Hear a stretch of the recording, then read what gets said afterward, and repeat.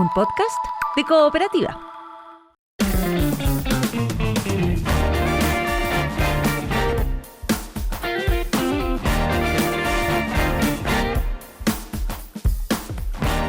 Lo habíamos adelantado. Nuevamente los malls chinos están bajo la lupa. ¿Por qué? Porque ahora el rubro farmacéutico ha denunciado venta clandestina de medicamentos.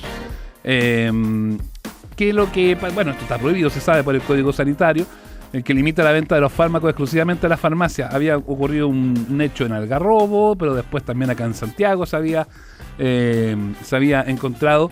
Y esto fue una denuncia que hizo la vicepresidenta del Colegio de Químicos Farmacéuticos de Chile, María Soledad Velázquez, que envió una carta al diario El Mercurio denunciando este tipo de comercio ilegal en la región metropolitana. Y el tema es que no son medicamentos de acá, o sea, hay muchos medicamentos que son importados de manera ilegal a nuestro país. Queremos saber, bueno, las complejidades que tiene esto y qué es lo que dice la norma, quiénes son los que pueden vender y dónde uno puede comprar seguro un medicamento. Está con nosotros Magdalena Pérez, ella es académica de Química y Farmacia de la Universidad Autónoma de Chile, al teléfono en una nueva mañana en Cooperativa. ¿Cómo está, Magdalena?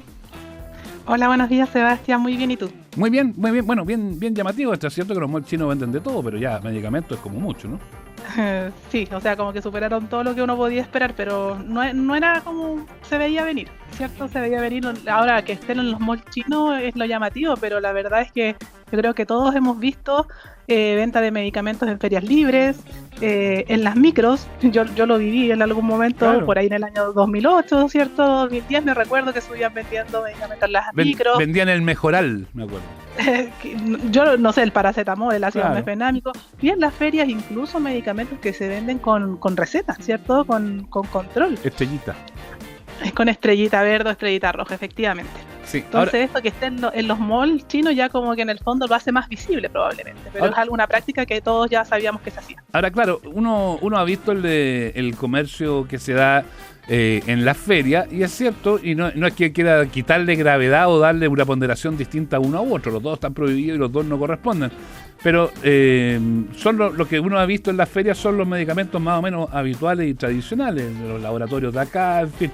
Pero lo que denunciaba su colega, María Soledad Velázquez, es que hay muchos que vienen de Asia, que vienen con otro tipo de rotulación y que no son necesariamente de los laboratorios y las marcas tradicionales. Ahí, insisto, no le quiero quitar gravedad o poner una ponderación distinta, pero eso yo creo que incluso lo complejiza más el tema, ¿no? Sí, pues que ahí antes estábamos hablando de venta de medicamentos en lugares no autorizados, ¿cierto? Que no eran en farmacia.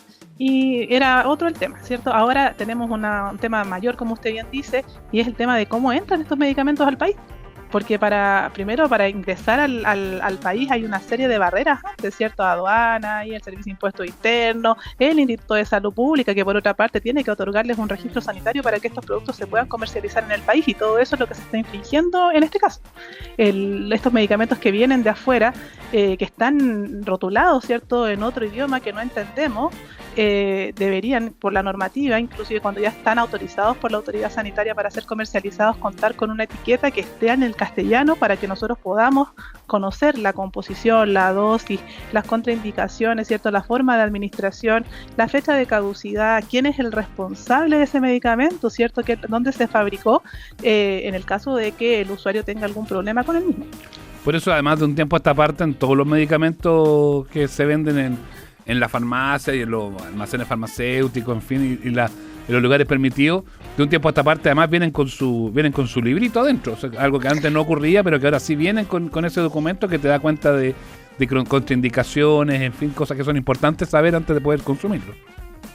Efectivamente, pues es el prospecto de información al paciente, ¿cierto? Que todos tenemos que informarnos, leer, pero además los medicamentos en su envase secundario, en su cajita, ¿cierto?, traen información, ya que es súper decidora y súper importante que los usuarios la revisen.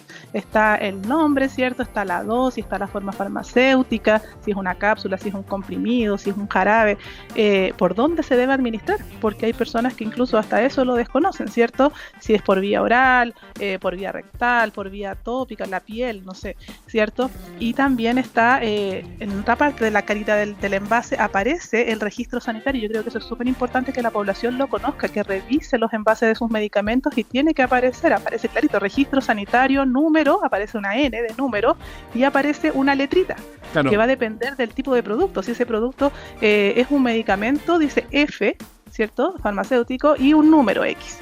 Ahora, si ese producto es un cosmético, los cosméticos también deberían tener registro sanitario. Y también vemos que en los malls chinos, bueno, en ese caso no hay un problema del local donde se venden porque no es tan estricto, ¿cierto? En eso la legislación se pueden vender en mall y esas cosas, pero también tiene que contar con su registro sanitario porque eso da cuenta de que es un producto que ha cumplido con ciertos estándares, ¿cierto? De calidad, de seguridad y que por lo tanto comprueban la eficacia de ese producto. Me llama la atención porque cuando aquí en nuestro programa nos han auspiciado medicamentos, productos naturales y todo eso, muchas veces cuando damos nosotros el aviso, al final damos un número grande y mucha gente nos pregunta ¿qué es lo que es ese número que dicen y que lo repiten tanto? Bueno, tiene que ver justamente con eso, ¿no? Efectivamente, y eso es lo que estábamos conversando de la gravedad y todo eso. Yo siempre me he preguntado, no sé, tú has visto estas propagandas en la televisión a veces que le hacen llame ahora, llame ya, claro. no sé cuántos, y que para el colon, que para no sé qué. Exactamente, que para la incontinencia urinaria, no sé, la prostatitis, bla, bla, bla. Osteoporosis y todo eso. Ajá. Y tú te dices, y esos productos, no sé, se están comercializando por las vías formales, salen en la televisión, lo veo yo, lo puede ver la autoridad sanitaria, todos lo vemos, pero en el fondo, ¿qué pasa? ¿Por qué no se controla? Y ahí es donde en el fondo viene todo esto. Yo sé que el Instituto de Salud Pública tiene sus mecanismos, ¿cierto? Sus protocolos. El tema ahí es un tema de recursos, ¿cierto? De recursos humanos, porque la gente no da abasto para poder fiscalizar, ¿cierto? Todos los lugares, todas las situaciones en las cuales se está infringiendo la normativa. Ahora, ¿cuál es la importancia de ese registro? Porque claro, uno puede ver un número, un código y tampoco le puede hacer mucho sentido. Bueno, la importancia de ese registro es que el laboratorio productor, ¿cierto? El que manufacturó el producto presenta ante la autoridad sanitaria información que certifica, ¿cierto? Que avala que ese producto fue realizado bajo las buenas prácticas de manufactura, ¿cierto? Que se le hicieron los controles de calidad correspondientes para asegurar su calidad, su seguridad y eficacia. Es decir, que va a hacer lo que tiene que hacer, ¿cierto? En el paciente sin riesgo para el mismo. Ahora voy a poner... con los riesgos conocidos, por lo menos, claro, con las razones. Los que están detectados y que están por algo están muchas veces contraindicados ciertos medicamentos. Exacto. Ahora, no me voy a hacer el leso, no me voy a hacer el gil con el tema y con lo que te voy a preguntar, pero siempre se habla y siempre la recomendación es no automedicarse. Cada vez que hablamos con un médico acá en el programa nos dicen no hay que automedicarse, hay que consultar. Pero todos, aquí no nos hagamos los lesos. Cuál más, cuál menos, se ha tomado un paracetamol, se ha tomado un ibuprofeno, que le duele la cabeza, que le duele la muela, que te duele el cuello, en fin, que estás medio resfriado con remedios que te puedan servir para eso, que tengo tos, tomo el jarabe que alguna vez me indicaron. Es decir, cuál más, cuál menos, todos de una u otra forma terminamos automedicándonos cuando tenemos alguna enfermedad de esas características, que no es lo recomendable, pero bueno, todos lo hacemos. En este tipo de medicamentos, yo hablo de los que no son con receta y todo, el fondo va finalmente de la mano de las dosis y de cuándo y para qué sirve cada medicamento que te pueda complicar. No necesariamente es que tomar un medicamento de estas características puede tener una consecuencia directa muy compleja, ¿no? Efectivamente, ahí es donde nosotros como gremio, como químicos farmacéuticos, llamamos a lo que conocemos como automedicación responsable. ¿Cierto? Si yo me voy a automedicar, primero tengo que discriminar, ¿cierto? No necesito un medicamento con control, no, tengo que ir al médico. Si es un dolor de cabeza, claro, me puedo tomar un paracetamol, un ibuprofeno, lo que me haga bien, porque hay personas que responden a uno y a otro, ¿cierto? Pero siempre de manera responsable, informada, fijarme si el producto que voy a consumir, primero que todo, está dentro de la fecha de vigencia, ¿cierto? Que no ha sobrepasado la fecha de caducidad. Si ese producto que me sobró a lo mejor de alguna vez que estuve enfermo y me lo recetó el médico, todavía cumple con su periodo de vigencia, si lo he tenido almacenado bajo las condiciones adecuadas. Eso también es súper importante, y por lo mismo que se hace el llamado a comprar productos farmacéuticos en los locales establecidos, que son las farmacias o los almacenes farmacéuticos, porque están almacenados bajo condiciones de temperatura y humedad que permiten resguardar sus características, sus atributos, que aseguran esta calidad, seguridad y eficacia de la que yo te hablaba. Cuando tenemos medicamentos, a veces, no sé, pues en el botiquín del baño, donde cuando nos bañamos parece sauna, ¿cierto? La temperatura, claro, la humedad se dispara, o los dejamos arriba del microondas o arriba del refrigerador que se calienta, ¿cierto? Si lo tenemos lleno de cosas.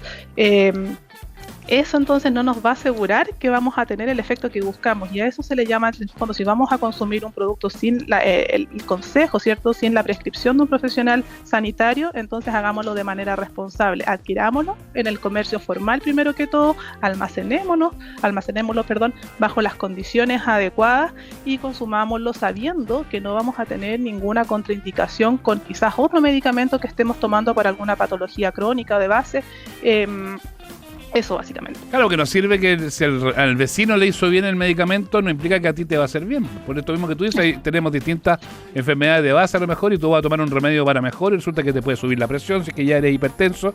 Esas son complejidades muchas veces. Efectivamente. Incluso para nosotros mismos, o sea, cuando nos lo dieron para una determinada condición que estaba ya ahí acreditada con exámenes, ¿cierto? Por un profesional.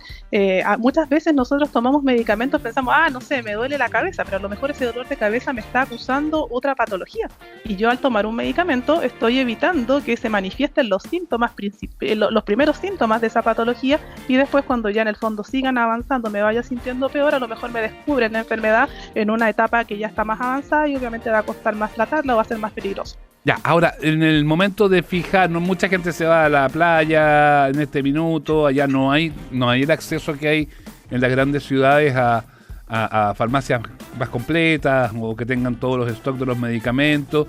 Y claro, la tentación de la feria libre, convengamos que está ahí a la mano. Y uno ha visto, yo vi en mi paso reciente por mis vacaciones, antibióticos, estrellitas rojas, estrellitas verdes, que te las venden así. Insisto, la tentación es grande, sobre todo cuando uno está en localidades más pequeñitas donde no hay donde comprar medicamentos, que te implica de repente un traslado hasta la ciudad más cercana, que son 40, 50 kilómetros, y eso complejiza la operación muchas veces. Así es, pero ahí hay que abstenerse. La tentación puede ser muy grande, como dices tú, pero esos medicamentos que están en ferias libres, imagínate con el calor que hace acá en Santiago y en la playa, más de 25 grados, ¿cierto? En Santiago sobrepasamos los 30, a pleno sol, luz. Hay medicamentos, fármacos que son fotosensibles, ¿cierto? Termosensibles, que la temperatura los afecta, y por otra parte tú no sabes si estás comprando lo que estás comprando. O sea, la cajita puede decir, no sé, paracetamol 500 miligramos, pero puede ser simplemente la cajita, y ahí entramos en otro mundo, que son los medicamentos adulterados y falsificados, ¿cierto? Que pone, por no conocer la composición, la identidad de lo que tú estás comprando, la cantidad de lo que está presente, si además están presentes otras sustancias que pudiesen ser tóxicas, nocivas para la salud. Entonces de verdad es un riesgo, y como siempre decimos, lo barato cuesta caro, ¿cierto? Puede ser muy barato, puede ser muy accesible, pero en el fondo puede ser no seguro y vas a terminar peor. O sea, te costó encontrar el medicamento, te va a costar más encontrar un centro asistencial donde te puedan atender si es que te pasa algo. Volvamos un poco a lo que ocurre en estos malls chinos que se ha detectado en algunos en regiones, también aquí en la capital. Eso que planteábamos de que hay algunos que son medicamentos que vienen de allá, o sea que ni siquiera tienen la rotulación, no han pasado por el ISP, por ninguna medición y norma acá. Y tú algo planteabas de la importancia de los controles, porque ya una cosa es que uno como cliente pase el sedazo en el fondo, que diga ya, esto no lo voy a tomar porque dudo, o sí me lo voy a tomar, corro el riesgo, no sé, eso ya excede en el fondo lo que uno pueda decir más allá de las recomendaciones. Pero lo otro es lo que pasa un poquito más atrás, pues, en la cadena, en el momento en que ingresan a Chile, que pasan por una aduana, que no los logran cortar, o bien hay una red ahí de corruptela que puede muchas veces permitir que estos productos terminen llegando a las góndolas de los lugares no autorizados. Sí, pues eso es lo que yo pensaba hace un momento, que a veces la culpa no es del chancho, sino que el que le da la flecha. O sea, aquí el usuario hace el último filtro, como bien dices tú, y con su discernimiento, con su ética, con su conocimiento, ¿cierto? La educación que tenga, dice yo no lo compro, pero hay una serie de cosas para atrás. Primero, ¿cómo llegó ese medicamento a Chile? Cómo lo pudieron internar, ¿cierto?, al país, y ya en el fondo, si lo están comercializando sin registro, ya esa es una parte de ahí del propietario, del dueño, de este caso del mall, del lugar donde se esté comercializando, que obviamente está infringiendo la ley también. Pero sí hay que apretar de atrás. Y el código sanitario, en ese sentido, sabemos que hay normas que son súper expresas. Está el artículo 129, que da cuenta justamente de la venta de los medicamentos en estos lugares que decíamos, los almacenes farmacéuticos, en fin. Pero quizás la norma termina siendo superada por la realidad, son una evidencia de cosas de las ferias. ¿Qué es lo que, a juicio de ustedes, desde la academia, creen que se debiera hacer para tratar de enmendar, corregir o al menos disminuir este riesgo? Yo creo que son varias cosas, porque por una parte uno siempre trata de decir ya, no sé, más fiscalización, ¿cierto? Que el ISP haga la pega, pero pucha, yo sé que el ISP hace la pega, como te decía, les falta gente, les faltan ojos, porque de verdad, ¿en cuántos lugares? Imagínate cuántas farmacias hay en una esquina. Y el Instituto de Salud Pública, que en la región metropolitana es el encargado de hacer esa fiscalización, en regiones son las Ceremi. Yo soy de acá de Santiago, trabajo hace 8 años en Temuco, en la Universidad Autónoma allá, y bueno, doy fe de que allá la Seremi cuenta con 2 fiscalizadoras solamente para toda la región, la provincia de Cautín y Mallico, imagínate, son 2 provincias. Entonces, de verdad que el trabajo que tiene la autoridad sanitaria en este momento, de verdad que es arduo, necesita más recursos humanos, quizás desarrollo de tecnología que le permita facilitar quizás esta gestión. Y por otra parte, bueno, también ahí ya el tema de lo que podemos hacer nosotros como profesionales químicos farmacéuticos, ustedes como medios de comunicación, el de informar, ¿cierto?, de educar a la población.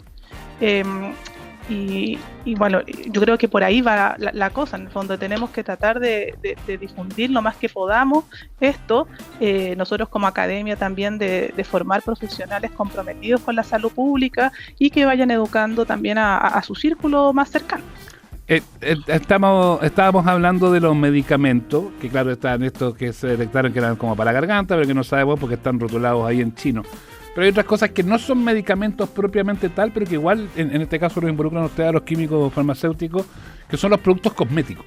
Las cremitas, en fin, las pinturas, cremas que hay también anunciadas que tienen vitamina E, no sé qué cosa, que uno no tiene mucha idea de si eso cumple o no. ¿Cómo hacer también con ese tipo de productos que no son medicamentos, pero que también son sensibles para el cuerpo, que son cosas que se aplican en la piel?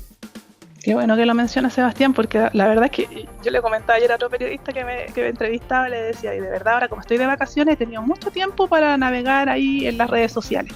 Y qué manera de publicitarse productos cosméticos en redes sociales, de estos, sobre todo estos coreanos, ¿cierto? El skincare, que son están súper de moda en los cabros, tienen... en las cabras, pucha, mucho. Cierto, mi mamá tiene 50 y parece de 20 y uy, una propaganda maravillosa, pero tú dices, ¿y cómo entran esos productos al país? Al igual que los medicamentos, hay una política, ¿cierto? Hay una normativa para la internalización, para la importación y tienen que tener registro sanitario también, al igual que los medicamentos. No todos los cosméticos, ahí sí hay diferencias, por ejemplo, aquellos cosméticos que van a estar de manera permanente en la piel y que pueden absorberse, como las cremas, ¿cierto? Tienen que tener registro sanitario, en ese caso, atrás en el envase, igual como te mencionaba en el caso de los medicamentos, aparece registro sanitario, número, y aparece una C, que es de cosmético, y el numerito largo que tú mencionabas anteriormente. ¿Ya? Hay otros productos cosméticos como los champús, los jabones, que son lavables. En ese caso no es necesario que tengan registro sanitario, basta con que el laboratorio que los manufactura, el productor, los notifica a la autoridad sanitaria. Pero eso ya te da a ti como consumidor la seguridad de que ese producto cuenta con el respaldo del Instituto de Salud Pública y que por lo menos el lugar donde se produjo, se manufacturó, ¿cierto?, cumple con los requisitos mínimos, o que la autoridad sanitaria está en conocimiento de que se está comercializando en el país y por lo tanto, si a ti te pasa algo, hay un respaldo detrás. Súper interesante porque no solamente es con los medicamentos, también con las cremas y con los productos cosméticos que hay que tener ojo y atención, sobre todo si no vienen con rotulación, si viene todo en chino, abstenerse y no utilizarlo. Magdalena Pérez es académica de Química y Farmacia de la Universidad Autónoma de Chile. Desde Temuco responde la llamada de Una Nueva Mañana en Cooperativa. Gracias por estar con nosotros, por darnos estas claves y por abordar el tema desde todos los ángulos, porque no nos quedamos solamente en los remedios, sino que también subamos estos otros productos que a veces no le ponemos tanta atención como los medicamentos. Sí, pues gracias a ti, Sebastián, y a Cooperativa por el espacio para permitirnos como gremio dar a conocer esta información tan importante para la población y seguir educando desde fuera de la academia también. Chao, que te vaya muy bien, ¿eh? A ti también, chao. Estás escuchando el podcast de Una Nueva Mañana, una presentación de cooperativapodcast.cl.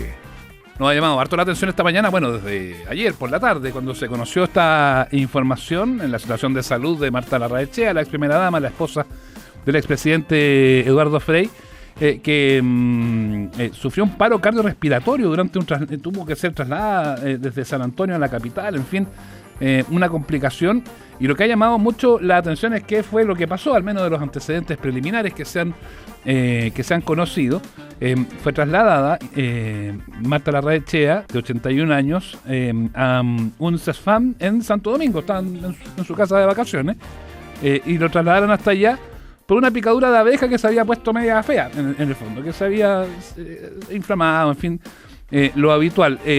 La derivaron desde el CESFAM de Santo Domingo hacia San Antonio y ahí, en el traslado de la ambulancia, se agravó la condición, sufrió este paro cardiorrespiratorio, tuvieron que hacer maniobras de reanimación, el episodio más crítico, y Ya posteriormente en la tarde fue trasladada, en la noche ya fue trasladada hasta la capital, a la clínica alemana, donde en este minuto está.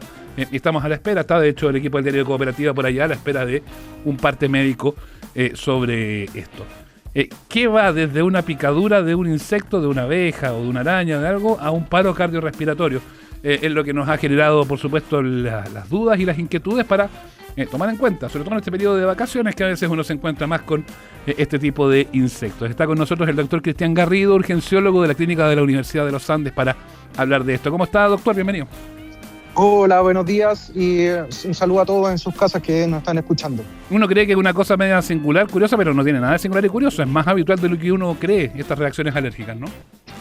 Bueno, sí, efectivamente, especialmente en el verano, donde hay más insectos, vemos más casos de tanto reacciones alérgicas leves a estas reacciones alérgicas severas, que pueden ser incluso hasta mortales, como son los choques anafilácticos y lo que conlleva cada una de estas cosas. Y eso, y para que revista una condición de gravedad, ¿es por una condición previa del paciente? ¿Qué es lo que lleva a que algo que pareciera tan inocuo como en la picadura de un insecto pueda terminar en algo similar a lo que le ocurrió a la ex primera dama Marta Larraechea? Afortunadamente pudieron reaccionar de buena forma los especialistas. Sí, mira, aquí son varias cosas las que uno tiene que tener en cuenta, ¿ya?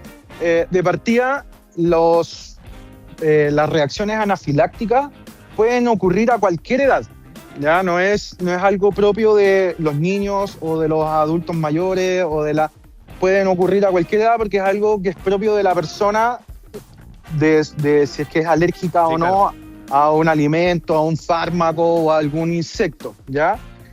Pero claramente hay condiciones que agravan la situación o le suman mayor gravedad si es que el paciente o la persona tiene enfermedades cardíacas de base, por ejemplo, o toma algunos medicamentos, por ejemplo, para la presión, ya, si es diabético. Entonces, son cosas que van sumando al cuadro de base, que es la reacción alérgica. Pero de nuevo, la reacción anafiláctica, que sería como el lado grave de las reacciones alérgicas, pueden ocurrir a cualquier edad. Incluso en gente sana que no ha tenido nunca una reacción alérgica a ninguna cosa, pero por ejemplo nunca lo ha picado una abeja, y en la primera... No sabe.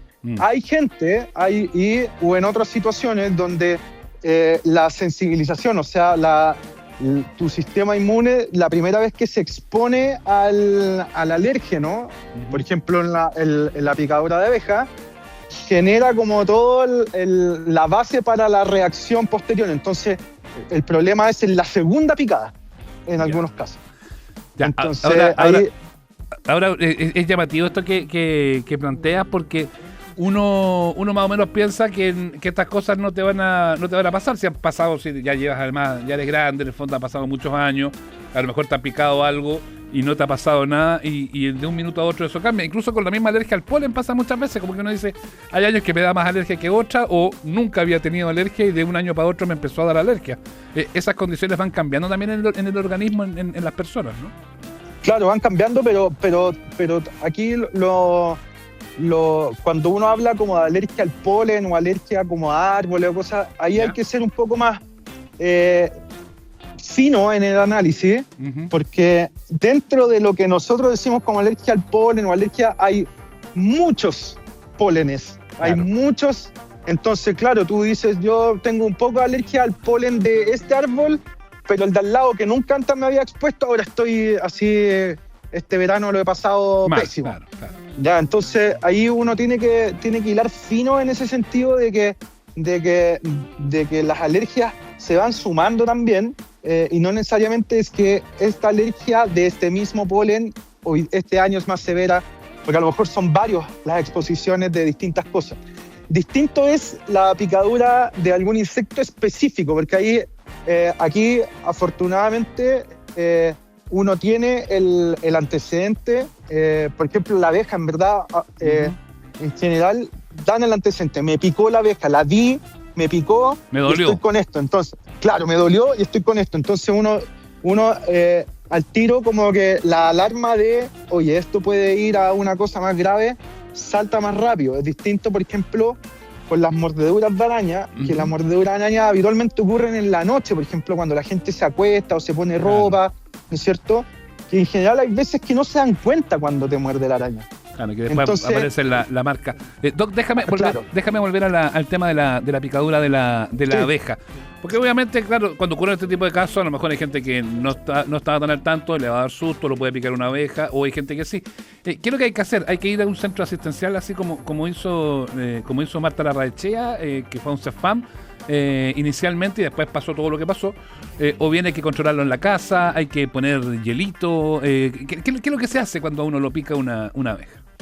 Ya, a ver, entonces, qué bueno que vamos a conversar de esto porque efectivamente existe la posibilidad de sobrereaccionar y de subreaccionar, o sea, como de no reaccionar frente a situaciones especiales. En general, ya, lo importante, si uno toma a toda la población, van a haber muy pocos casos de gente que haga reacciones anafilácticas a la picadura de abeja. Entonces, no todas las picaduras de abeja van a terminar en una situación tan grave como la que sufrió la señora Marta, ¿ya? Entonces, eso es lo primero, como para bajar un poco la ansiedad de toda la gente que me dice, a mí me va a picar una abeja, me va a morir. Perfecto. No, ¿ya? Entonces, lo primero distinto es, voy a sacar de este grupo a la gente que ya tiene antecedentes de alergia a la picadura de abeja. En ese caso, vaya rápidamente a un servicio de urgencia porque puede evolucionar esto. Perfecto. Pero en la mayoría de la gente no. Entonces, lo primero, uno trata de sacar el aguijón, ojalá tratar con una pincita. con unas pinzas, claro, y tratar de sacarlo completo, ¿ya? Y ahí aplicarse frío, ¿ya? Una compresa de hielo podría ser. Sí, pues, efectivamente, estos gel pack que uno enfría, claro, o a lo mejor un hielo envuelto en una toalla, una cosa así, lo importante es ponerse frío, ¿ya? Lavar la zona con agua fría primero, no necesariamente que tenga que ser suero, ¿no? Con agua de la llave, y después ponerse frío, ¿ya? Eso nos va a ayudar a disminuir la reacción alérgica local, ¿ya? En la mayoría de la gente llega hasta ahí nomás. Perfecto. ¿Ya? Entonces, si uno va observando cómo va evolucionando en los próximos minutos u horas esta picadura. ¿Y cuál es la evolución que preocupa? Entonces, lo primero que puede ocurrir, de nuevo, es que quede la roncha y después, con el frío, va a ir disminuyendo. Si ahí uno puede tomar algún antiinflamatorio, porque duele, independiente de que haga o no la reacción alérgica, les va a doler, entonces puede tomar, consta, dependiendo de un ibuprofeno, un paracetamol, ya va a estar ahí atento. Después, ya, si es que la roncha puede crecer un poquito, pero no tiene que ser una cosa como que se empiece a expandir por todo supongamos que fue en el antebrazo, si se empieza a poner rojo todo el antebrazo, inmediatamente ahí, ojalá acudir a un servicio de urgencia para poder evaluarlo, ¿ya? Ahí hay que estar atento que no solo la reacción alérgica es lo que puede complicar, sino hay veces que se infectan, porque uno se rasca, claro. Y bueno, la misma picadura mueve bacterias hacia adentro hacia como la grasita que está debajo de la piel y produce lo que se llama una celulitis, ¿ya? Sí, pues eso se infecta. Entonces, y esa celulitis infecciosa sí puede ser compleja también. También pueden ir desde solo la infección local, que uno lo puede tratar, hasta infecciones mucho más avanzadas, claro. Que también es como para un tema de conversación distinto. Sí, es otra cosa y es grave, sí. Eso es otra complejidad. Entonces, si es que se queda ahí nomás, puede que esté un par de días rojito, pero que no esté avanzando y que el dolor vaya en disminución, estamos ok. Ahora, si te pica la abeja y partes, bueno, el dolor va a ser siempre, pero si partes, por ejemplo, con dolor abdominal, diarrea, ¿ya? Y empiezan a aparecer ronchas, inmediatamente a un servicio de urgencia. Es un cuadro complejo eso. Como concepto, para yo poder explicarle a toda la gente, una anafilaxia es una reacción alérgica que afecta a 2 o más sistemas, ¿ya? Entonces, si me afecta la piel y me afecta mi sistema intestinal, o sea, estoy con diarrea y estoy enronchado entero, es una reacción anafiláctica. No necesariamente tengo que tener una un compromiso respiratorio, Perfecto. que es lo que uno cree Sí. que así como se le están cerrando las vías respiratorias, entonces no puede respirar, está haciendo una anafilaxia, puede que no tenga compromiso respiratorio y estar haciendo igualmente una reacción anafiláctica, Perfecto. porque está comprometiéndose dos sistemas. Perfecto. Puede ser efectivamente que esté enronchado y tenga temas respiratorios. Puede ser que tenga gastrointestinal y respiratorio y no esté enronchado. Claro. Y eso también es una anafilaxia. También es complejo. Doc, ¿Ya? cortito, nos queda nada de tiempo y agradeciendo los minutos, pero Cristina, auditora, nos escribe y dice: ¿será bueno ante la picadura de la abeja tomarse un antialérgico antes del cuadro o mejor esperar? ¿Cómo se hace eso? O sea, si tienen antialérgico en la casa no les va ningún problema. Una loratadina, de eso así, ¿no? Claro, no hay ningún problema, pero hay que estar siempre atento a esto que yo les estoy contando, que es Perfecto. que no empiecen a aparecer otros síntomas que hagan que estemos moviéndonos hacia una anafilaxia y no quedarnos en una reacción alérgica simple, ¿ya? La anafilaxia también tiene todo un espectro de presentación, desde cosas leves hasta los casos más graves, como lo que sufrió la señora Marta ayer, ¿ya? Ahí yo no sé los antecedentes de ella, si tiene alguna enfermedad de base que se le haya sumado alguna otra complicación, ¿ya? Porque supongamos que le bajó mucho la presión, porque la reacción anafiláctica produce una vasodilatación generalizada, te baja la presión, ya con todo.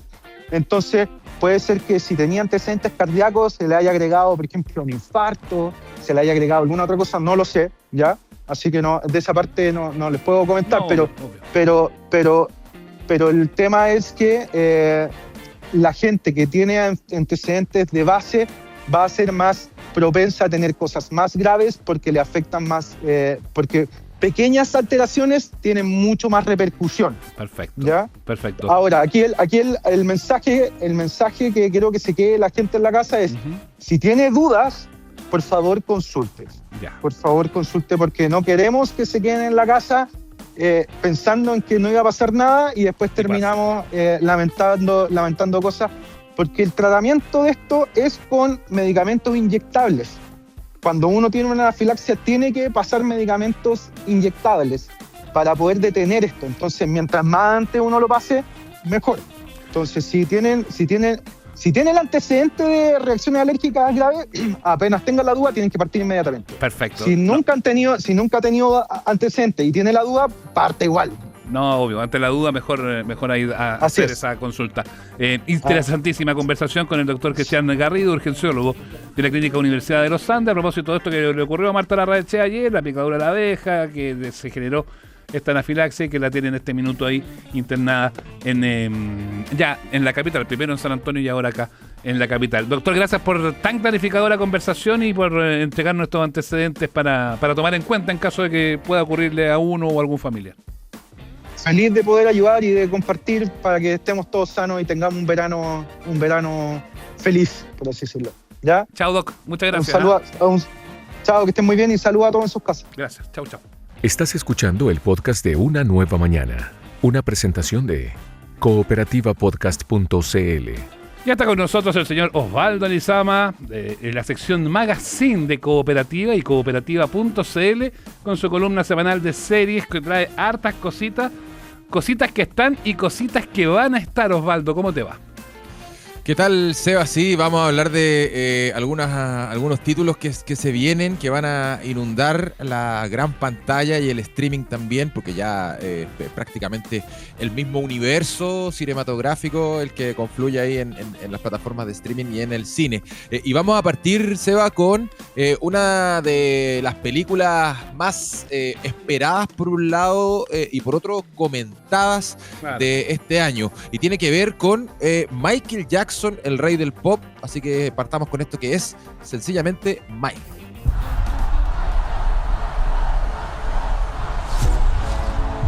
Bueno, después de varios años de especulación, después de que muriera Michael Jackson obviamente en 2009, con los años salieran varias acusaciones en su contra. Después, varios años después de todo ese turbulento tiempo para la familia de Michael Jackson, se anuncia esta biografía en modo película, biopic, Michael, la historia de Michael Jackson, del rey del pop, una película que por la que se apuesta bastante. Tiene a Antoine Fuqua de Día de Entrenamiento como director y tiene a el sobrino de Michael Jackson, Seba, como el protagonista. Jafar Jackson se llama el actor que va a interpretar al rey del pop. Y es hijo de Jermaine Jackson, que es hermano de Michael Jackson, que también fue parte de los Jackson 5. Claro. Era uno de los que tocaba instrumentos ahí en los Jackson 5. Otro de los hermanos famosos de Michael Jackson, uno de los más famosos, así que hay conexión de sangre directa ahí con el rey del pop, y la verdad es que se parece bastante. Vimos el tráiler de esta película y a juzgar por lo que se ven las imágenes, la cinta va a abarcar desde los inicios de Michael Jackson como cantante en los Jackson 5, con una infancia obviamente marcada por la dureza de su padre, que en esta ocasión va a ser interpretado por Colman Domingo, un actor que ha sido nominado al Oscar en un par de oportunidades, así que se asegura calidad. Y en ese sentido, Seba, antes de darte la palabra, la película adelanta que va a haber una relación difícil con el papá, como es sabido públicamente.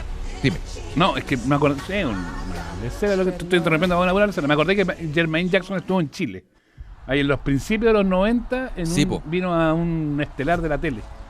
Sí. Si me acuerdo, siempre el lunes de Bodano. Dice, no estoy tan seguro. No, de yo tengo la imagen de haberlo visto en la televisión chilena conversando. Estuvo, es un hecho. Y después estuvo más adelante, pero un concierto que se suspendió, que no se hizo. No sé si fue porque no se vendió mucho o por otras razones, pero también eso. Era solamente anecdótico a propósito de Jermaine Jackson, que es el papá de este muchacho que hace a Michael.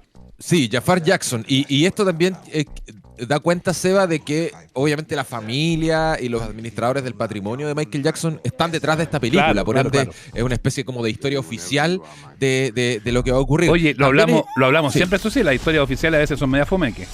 Sí, y de eso, ese mismo punto quería tocar, porque estamos viviendo un tiempo de biopics o películas biográficas. En los últimos años, bueno, vimos lo que pasó con Bob Dylan y Timothée Chalamet, que se le tenía harta fe, pero que la película no terminó siendo lo que quizás se esperaba o ganando los premios que quizás se esperaba. Lo vimos también con Bruce Springsteen, con Jeremy Allen White, el actor de The Bear, interpretándolo, una película que también pasó sin pena ni gloria, y por la que se apostaba bastante. Y esta Michael también sigue este tono, pero está más cercana quizás a lo que fue Bohemian Rhapsody de Queen hace algunos años, una película más apuntada a la taquilla, a vender boletos, pero también con presencia en los premios. Recordemos que Bohemian Rhapsody se ganó un par de Oscar, o un Oscar creo, por su participación, y además, de hecho, Rami Malek se ganó el Oscar interpretando a Freddie Mercury. Puede que Jafar Jackson acá tenga al menos una nominación o lo mire la crítica. Esa es la idea detrás de esta película, porque acá a Jafar Jackson se le ve bailando, se le ve cantando y se parece bastante a su tío. Si la película del rey del pop no es pop, estamos liquidados. Claro, estamos liquidados. Sí, es difícil, sí, Seba, porque es una historia muy conocida, por ende su cercanía a la realidad o la versión que se cuente de la historia se va a notar harto. O sea, los fans más acérrimos de Michael Jackson, y los no tanto, porque la historia de Michael Jackson se conoce harto, van a ponerle en duda si es que la película cambia muchos elementos de la realidad o de la historia. Así que vamos a ver cómo le va. Escuchemos una cuñita de Miles Teller, que es un actor que muchos conocemos por su trabajo en la película Whiplash, de los bateristas, de este baterista de jazz. Va a aparecer en esta película, va a interpretar a John Branca, que es un abogado que es el administrador del patrimonio de Michael Jackson y fue uno de los abogados más cercanos al rey del pop durante los inicios de su carrera, principalmente cuando se separa de Jackson, como se llamaba en aquel momento el grupo de hermanos en el que participaba Michael Jackson. Escuchemos a Miles Teller hablando sobre el trabajo de Jafar Jackson en esta película. Jafar, su sobrino, quien lo interpreta. En cierto modo pude ver a través de sus ojos el cómo se debe sentir para él interpretar a su tío. Jafar trabajó muy duro. Estuvo entrenando por varios años antes de que las cámaras comenzaran a grabar. Así que fue realmente increíble verlo hacer lo suyo.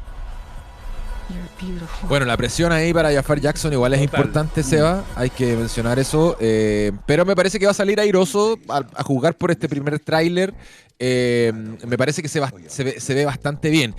Hay que mencionar que esto va a llegar hasta la época de Bad, fines de los 80, del tercer disco solista de Michael Jackson. No va a abarcar ya la época de los 90, que es la parte más polémica. Qué conveniente, ¿no? Sí, porque ahí ya se pone más turbia la cosa.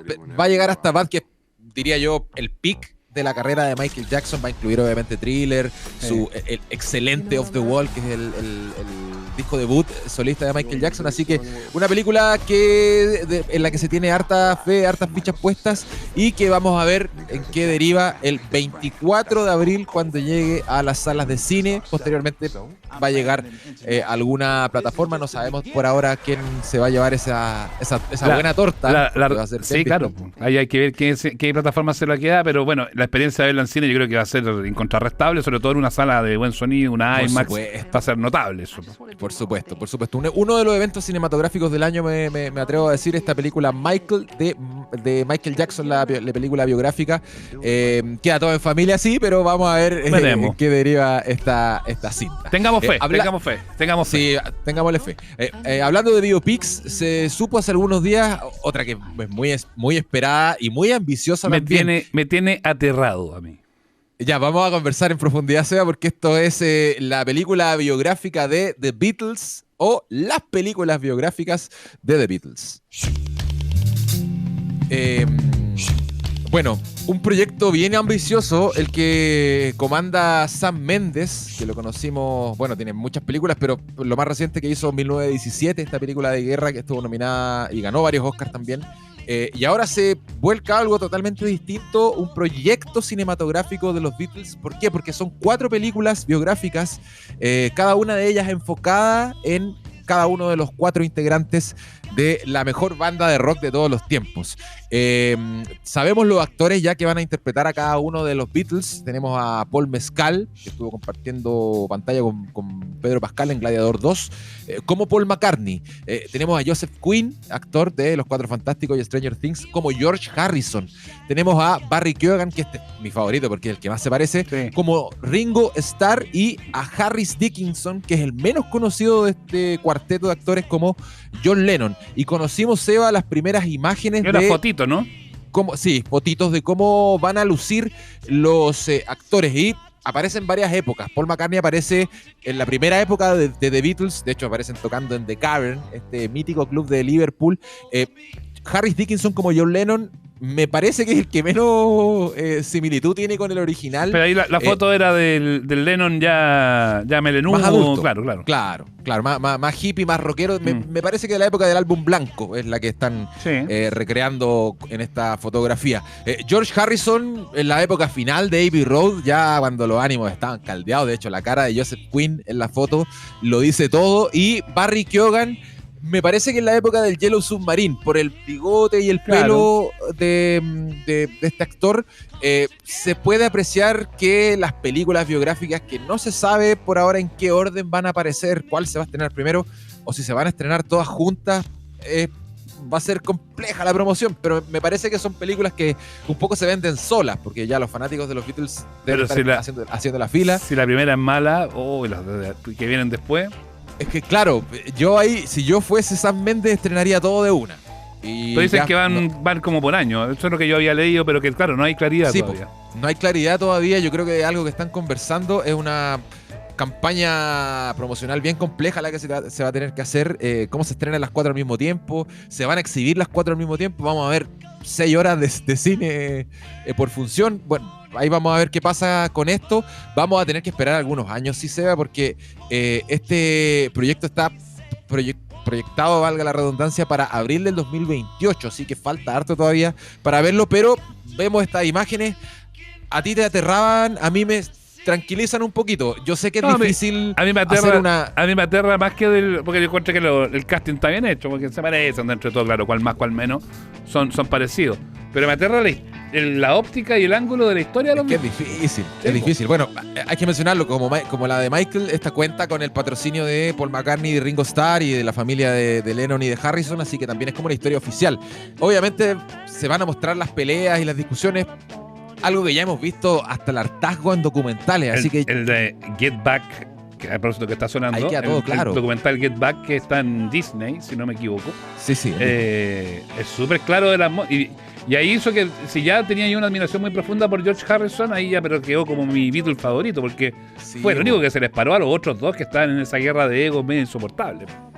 Exactamente, me parece que ese va a ser como el arco central de este proyecto cinematográfico, la tensión entre John Lennon y Paul McCartney y el involucramiento de George Harrison como un tercero, como alguien que rompe con esa tensión y que, como dices tú, dice ya basta, paremos de pelear y dediquémonos a hacer música, incluso renunciando, así que me parece que ahí va a estar la gran gracia de esta película, que es uno de los proyectos más ambiciosos de la década. Vamos a ver en qué resulta y obviamente esto apunta a los Oscars y apunta a todos los premios importantes. Hay que esperar, eso sí, hasta abril de 2028 para saber qué va a pasar con el proyecto cinematográfico que comanda Sam Mendes de los Beatles. Eso ya lo ponen en el cajón de los muy ambiciosos, y de aquí a 2 años recién lo vamos a ver.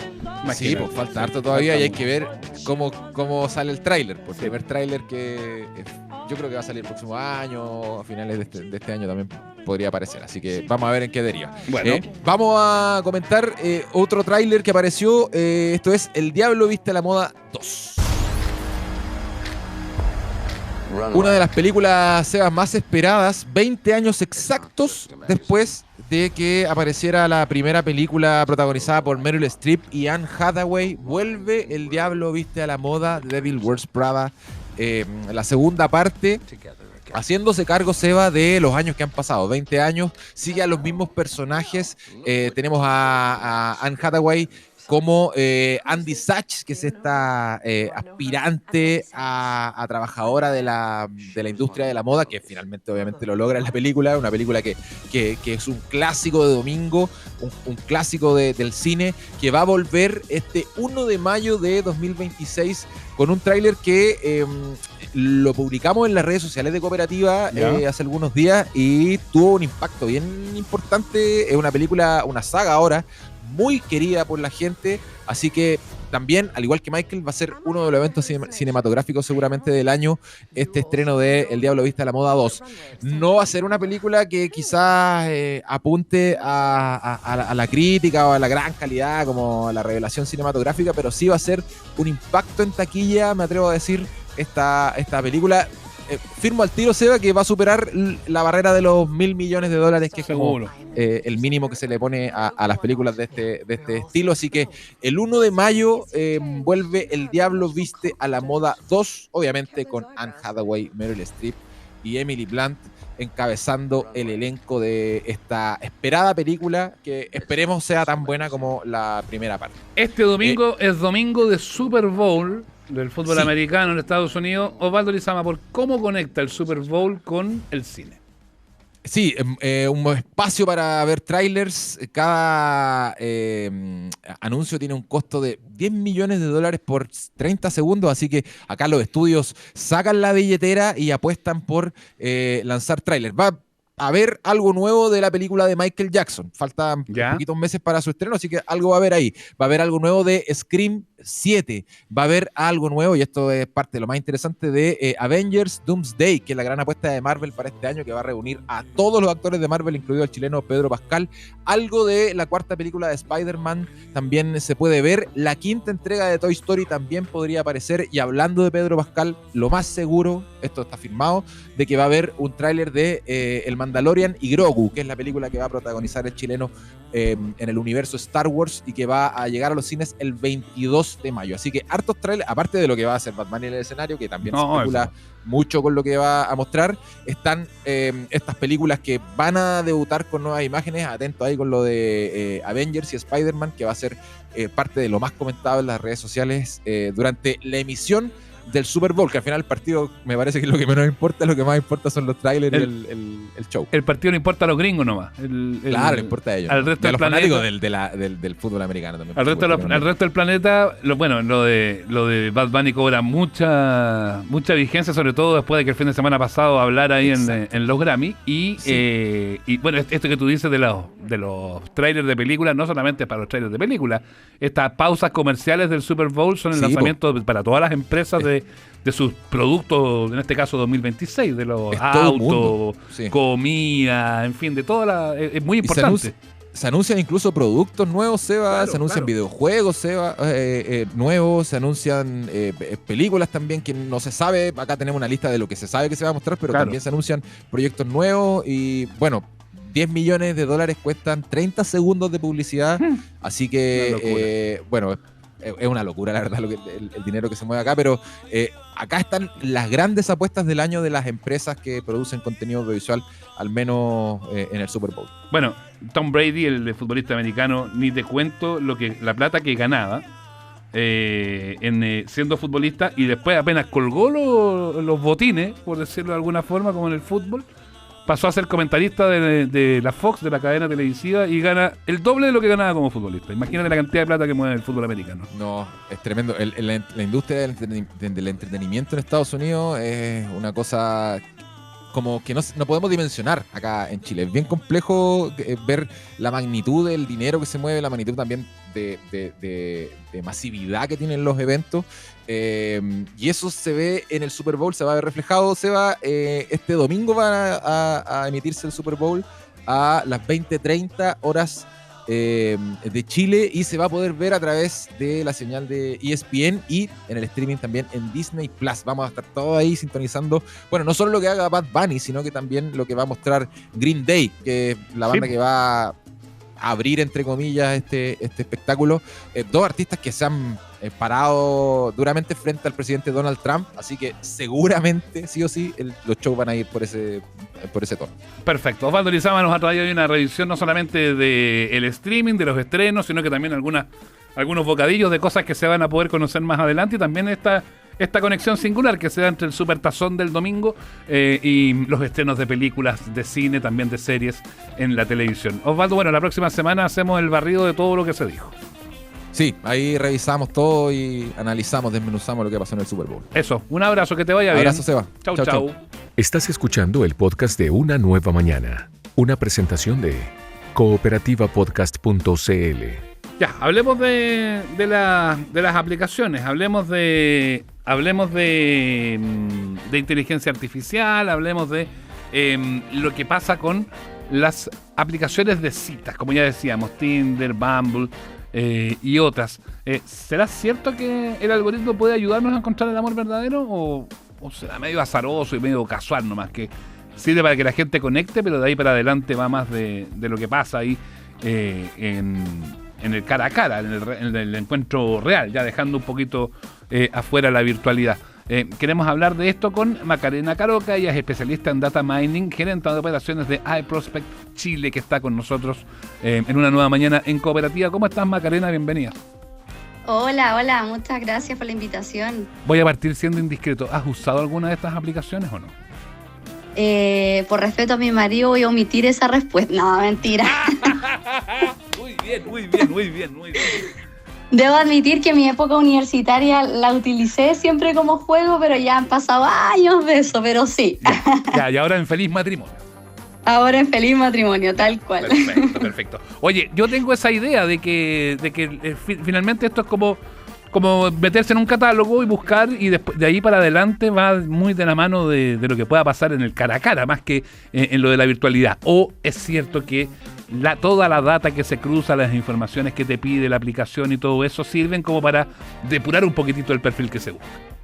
Sí, total. Mira, justo ahora estamos ya entrando a febrero, en fechas como el Día de los Enamorados, San Valentín, claro. Así que ahí también vemos cómo esa misma tecnología ayuda a conectar entre personas, y las aplicaciones de citas que, claro, tú mencionabas algunas al principio, ya no funcionan hoy día como un simple match, como fue cuando se originaron en un principio, donde, no sé, hace años existían otros métodos, después vinieron los sitios web y hoy día ya que tenemos smartphone están las aplicaciones, claro. Pero efectivamente utilizan algoritmos que tienen como siempre como el foco, la compatibilidad, analizando patrones, por ejemplo, preferencias, ritmos de conversaciones, cosas que nos ayuden también a predecir con quién podrías tener una conversación real, pero tú también tocaste un punto clave al principio, que es, claro, nos da el primer acercamiento, pero el factor humano y después en el fondo como nosotros le vamos dando esa continuidad, está en uno. Claro, porque si puedes tener todos los perfiles adecuados y ser prácticamente para la aplicación la media naranja, pero si en la primera reunión te curáis, bueno, se fue todo al palo de la basura nomás. Tal cual, o sea, los algoritmos efectivamente pueden ayudar, pueden filtrar por compatibilidad emocional, estilos de vida, cosas que muchas veces uno olvida, o en esa primera impresión también los nervios juegan en contra, claro. Pero el componente humano yo creo que sigue siendo esencial, y es como tener una playlist personalizada que te da más chance de ir conectando con tus gustos musicales, en este caso llevado a la cita, a las personas. Yo tengo varios casos de éxito bien cercanos que han terminado un matrimonio, incluso al haberse conocido en aplicaciones. Oye, a ver, expliquémosle un poquito a la gente que nos está escuchando, bueno, ya uno mismo que no conoce, cómo funcionan estos algoritmos de compatibilidad en estas aplicaciones, no sé, pues pienso en Tinder o en Bumble. Claro, mira, sí, aparte que son dos palabras que se hablan mucho, como que el algoritmo, que la inteligencia artificial, también cómo funcionan los dos, así que efectivamente es un punto a analizar. Y las aplicaciones utilizan esta inteligencia artificial para entender, por ejemplo, a quién tú le das like, con quién haces match. Si yo empiezo una conversación con alguien, por ejemplo, con quién hablo con más tiempo, o qué tipo de respuestas también doy. A partir de eso se van ajustando también los diferentes perfiles que la aplicación me va a ir mostrando. Entonces hay algunas aplicaciones de cita, en realidad varias, que elige, por ejemplo, qué perfil está en base a tu comportamiento, o sea, todas las señales que tú le puedes ir dando a la plataforma o a la aplicación en relación a lo que tú vas haciendo cuando estás usando esta aplicación, y esos intereses comunes y el tiempo en el fondo de por medio y todo, pasa a generarte, a recomendarte perfiles más afines o más relacionados contigo, con tus gustos, justamente para que la brecha como de todo este catálogo, si lo podemos llamar así como mencionaba, sea algo más similar a ti. Después cuando tú ya concretes una cita, que ahí siempre también yo personalmente hago el llamado a que sean espacios públicos, como por seguridad inicial, etcétera. Eso ya después uno le da ese factor humano que veníamos hablando al principio. Ahora, perdona que te interrumpa, no es tan azaroso entonces lo que nos decía una de nuestras amigas que nos mandaba un mensaje al WhatsApp hace un ratito. No es tan azaroso que se haya metido a Tinder y que una de las primeras propuestas de match que le haya aparecido haya sido su ex marido. Chuta. Es que yo lo digo, si estuvieron juntos hay intereses comunes. Exacto, y todo, por más que ese matrimonio se haya destruido, uno asume que si estuvieron un tiempo juntos era porque había cosas en común, y por algo a lo mejor la inteligencia artificial no logra predecir, chuta, estuvieron juntos, así que chao, porque eso no te lo preguntan, pero sí da cuenta de que efectivamente hay un tema de coincidencias a la hora de buscar. Sí, totalmente, y eso un poco acerca y achica como todo este universo, justamente un poco como para no hacer perder el tiempo a alguien, si lo podemos llamar de esa manera, para que efectivamente vayas teniendo esa compatibilidad con este algoritmo que realmente tenga relación contigo. Efectivamente no le podemos decir como este sí, este no, con este me casé o este es mi ex, pero ahí también va en que no le dé match, pues si se le escapó el dedo quizá ahí puede haber un encuentro, no lo sé. Ahora hablemos un poco de del tema de la reflexión, porque tú nos decías que las nuevas plataformas están integrando la inteligencia artificial para darle mejor calidad a los match, por decirle de alguna forma. ¿Y eso cómo lo podemos entender? ¿Cómo lo podemos traducir a palabras, el hecho del funcionamiento que tiene esta máquina? Súper, sí, mira, lo que está haciendo es que la inteligencia artificial no solamente le dé foco a la cantidad de match, en el fondo, que no tengamos tanto volumen por tenerlo, sino que haya efectivamente más calidad. Y no se trata solamente de hacer swipe sin sentido de este sí, este no, etcétera, o incluso por lo que vemos en una foto, porque estas aplicaciones cuando recién partimos, claro, yo pongo mi foto, pongo mi descripción, y ahí también, como todo en la vida, entra en juego qué tan honesto también soy con mi descripción y con mi fotografía. Entonces ese swipe como sin sentido y sin tener también un poco el foco de lo que le queremos dar, la idea es que este tipo de tecnologías que las marcas o las aplicaciones le van incorporando también una capa adicional de tecnología a las aplicaciones, funcionen para que haga mejor sentido. Es decir, no haya tanto volumen, sino que quizás haya un menor volumen, pero de mejor calidad, que sea más afín y que en el fondo igual surjan relaciones que tengan duración, que cada uno verá para también el sentido que lo ocupa.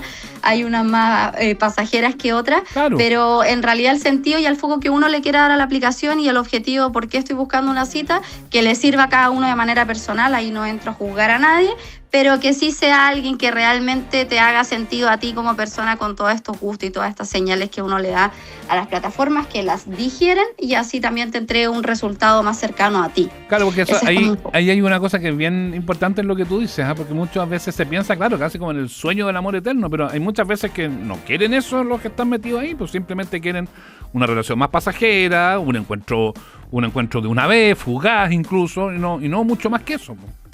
Sí, o incluso muchas veces también hay personas que no quieren una relación, si simplemente, por ejemplo, yo tengo una amiga que se va de viaje y le encanta viajar sola y ella activa, por ejemplo, Tinder o Bumble, creo que ocupa, en otro país y es simplemente como para conocer, para tomarse un traguito con alguien, como para conversar y conocer a alguien, por ejemplo, de ese país, de esa otra cultura, y no necesariamente es para toda la vida o, claro, para una relación.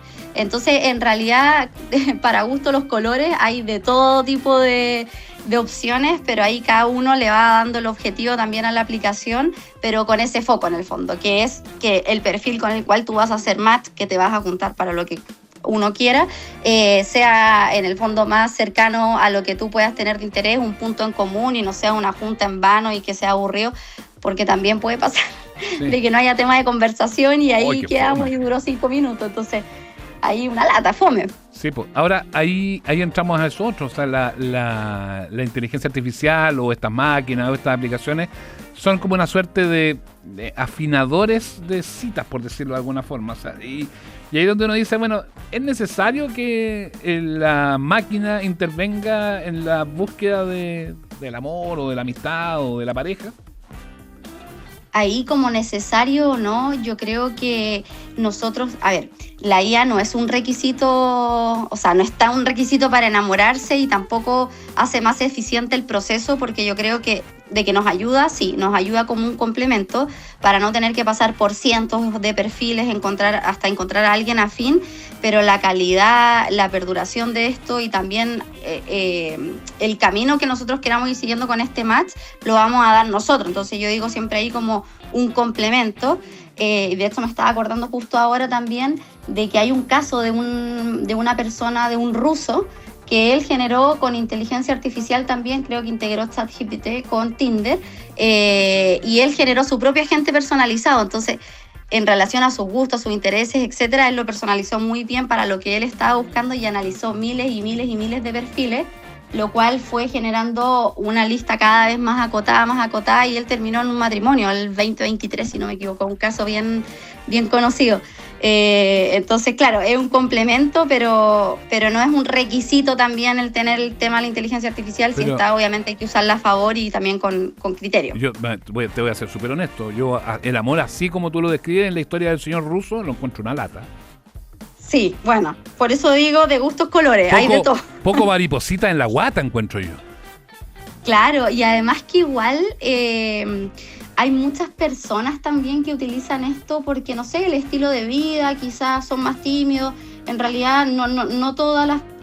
Y eso también hace una gran diversidad de que todas las características y personalidades que están dentro de este tipo de aplicaciones son muy variadas. Entonces, por eso este tipo de tecnologías que ayudan a buscar a personas realmente más afines contigo, también te ayuda a eso, porque pucha, que lata para alguien que es muy extrovertido y muy hablador, alguien más callado, pero sí quizás entre esas personas. Entonces, hay esos puntos en común que puedan haber que en el fondo te ayuden a gatillar también una conversación, un buen momento, un buen rato, una relación para larga, un matrimonio, pongámosle lo que queramos ponerle, pero la idea es que te ayuda a eso, en el fondo, como a ese puntapié inicial, y después ya tú puedas efectivamente desenvolverte y generar todo lo que tú busques, todas esas posibilidades. La última, Macarena, que nos pilla el reloj.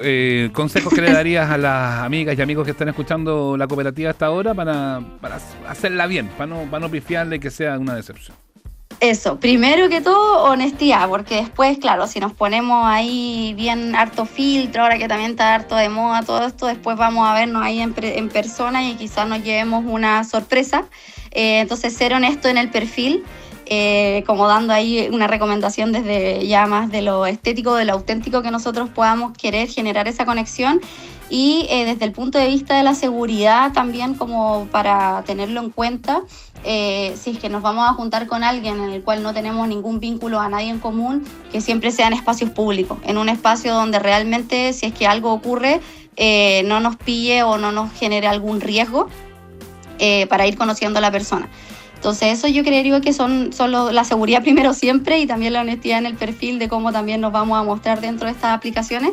Son mis 2 consejos, si me pudieran ahí escuchar, mis 2 humildes consejos. Eso, para tomarlos en cuenta y tenerlos presentes. Macarena Caroca, especialista en Data Mining, gerente de operaciones de iProspect Chile, hablando sobre las aplicaciones de citas. Gracias, Macarena, por estos consejos. Que te vaya muy bien. Muchas gracias, que estén bien. Chau, chau. Chao. Aquí termina el podcast de Una Nueva Mañana. Cooperativapodcast.cl. Otra forma de escuchar Cooperativa.